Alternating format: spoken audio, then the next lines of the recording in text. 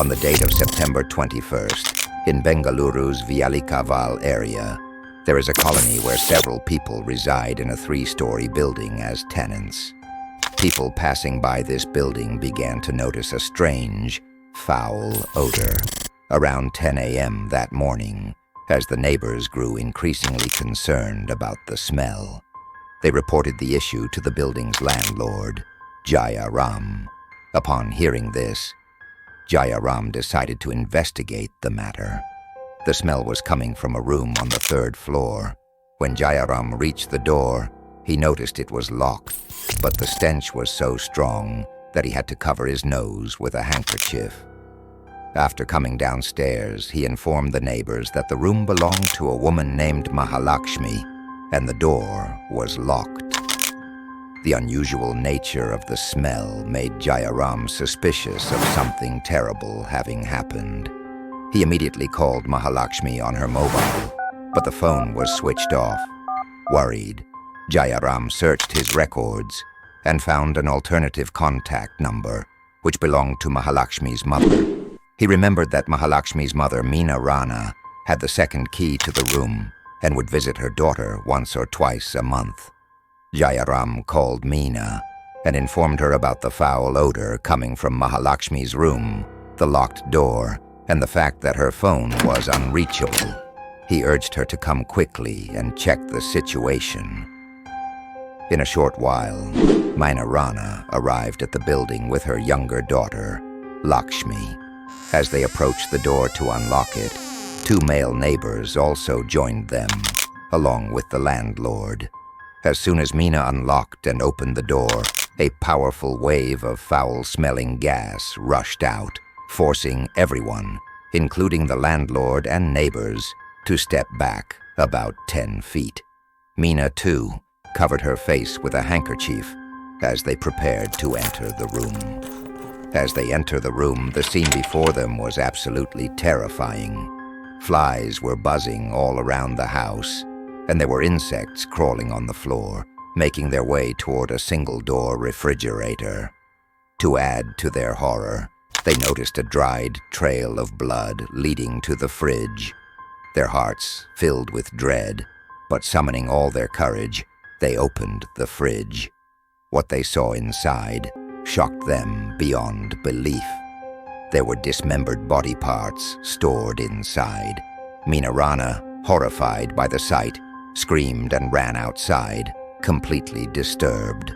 Hearing her screams, neighbors and onlookers began gathering around the house. The landlord, along with some neighbors, braved the overpowering stench by covering their noses with handkerchiefs and re-entered the room. What they saw left them completely shaken, and they immediately informed the police. But who is Mahalakshmi? And why did such a horrific incident occur? Who could be behind such a heinous and painful crime? What could have driven someone to commit such a gruesome act? Let's delve deeper into this horrifying case and uncover the full story. This tale begins exactly 35 years ago in the neighboring country of Nepal, in a village called Tikapati. A man named Charan Singh found a good job in a factory there. Sometime later, Meena Rana gave birth to 2 daughters. The elder daughter was named Mahalakshmi, and the younger one was named Lakshmi. Both girls received a good education in Bengaluru.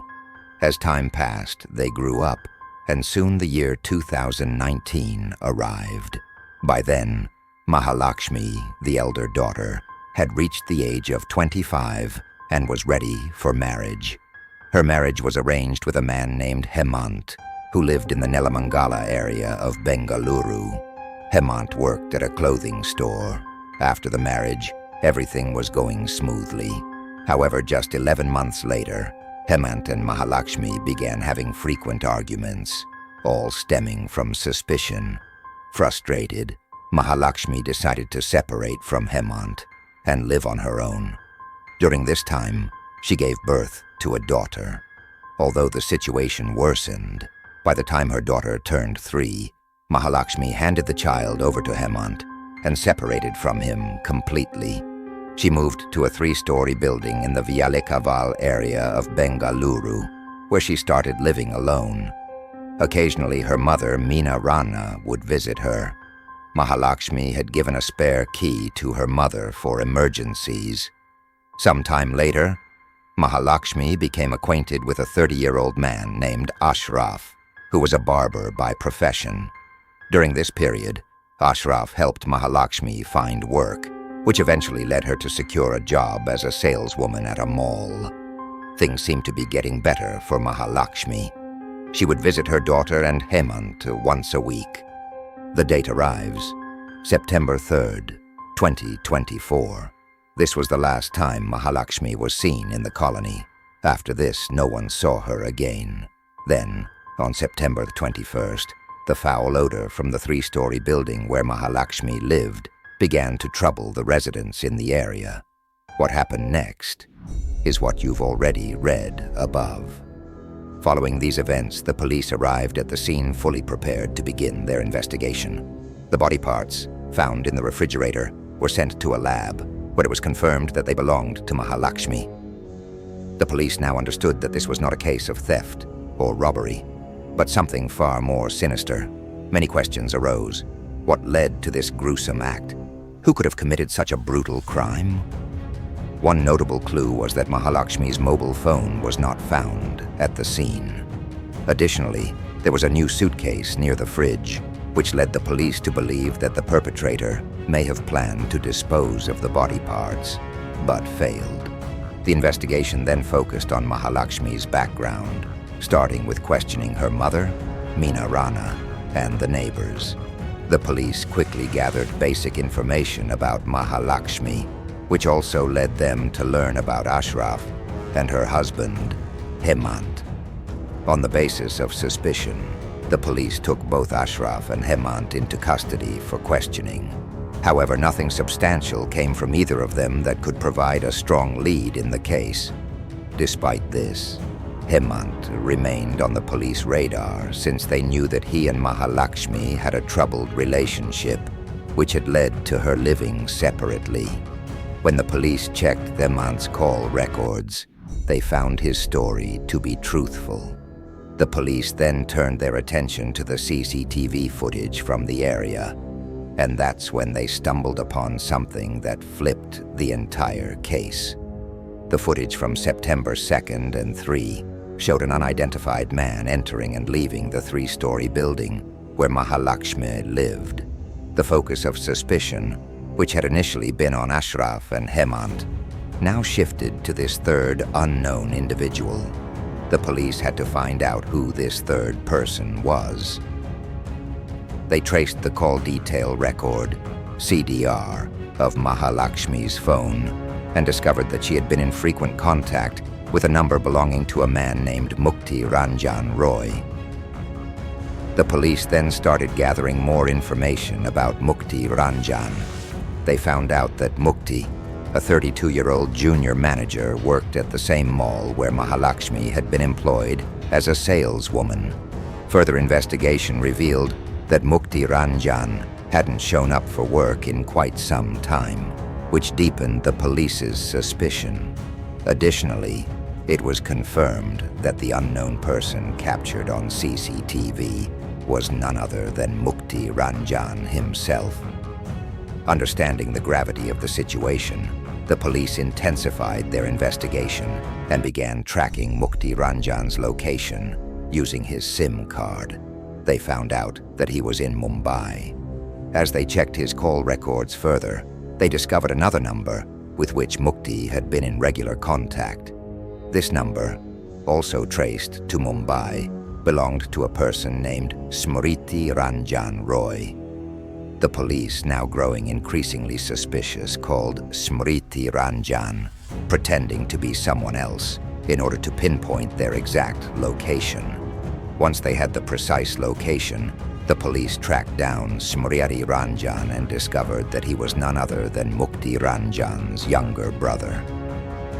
During the interrogation, Mukti Ranjan made several shocking revelations, leading the police to confirm that Mukti Ranjan was indeed Mahalakshmi's murderer. It was also revealed that Mukti had mentioned going to his village to see his mother and had been struggling with severe depression. The police, along with Mukti Ranjan, headed toward Mukti's village in Odisha on September 24th. On the morning of September 25th, when the police arrived around 11 a.m., they discovered that Mukti Ranjan had already ended his life by hanging himself from a tree in his village. The suspect, for whom the police had been tirelessly searching, was now gone.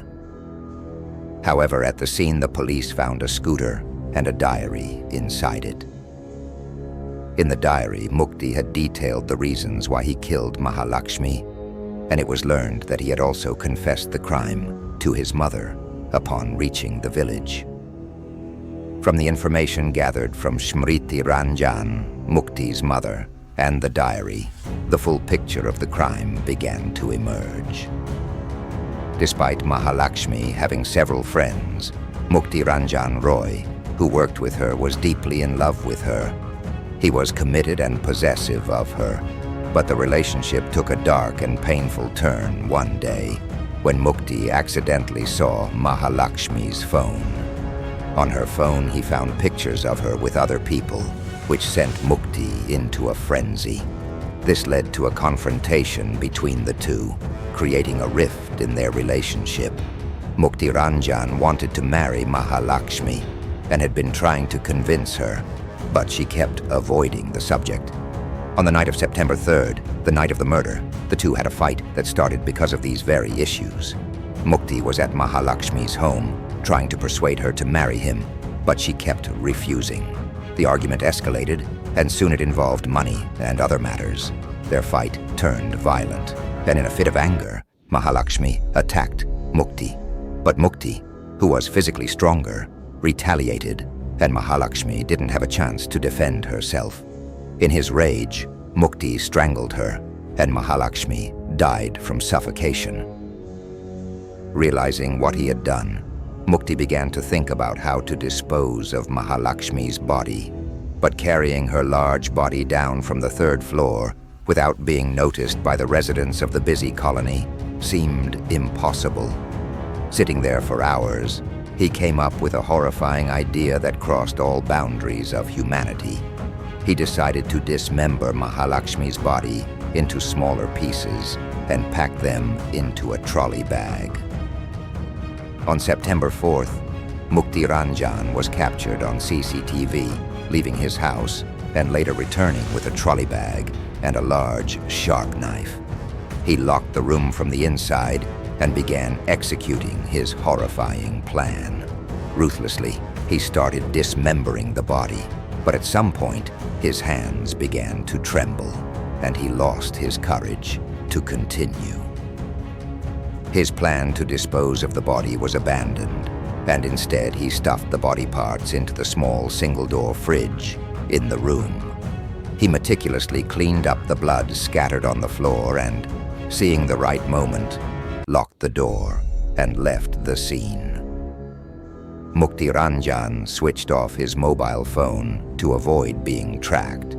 As the terrible smell began to spread throughout the building, the residents became alarmed, which led to the series of events that followed, as you already know. So, friends, this was the complete story of this gruesome crime. Stay connected for more crime updates and cases like this.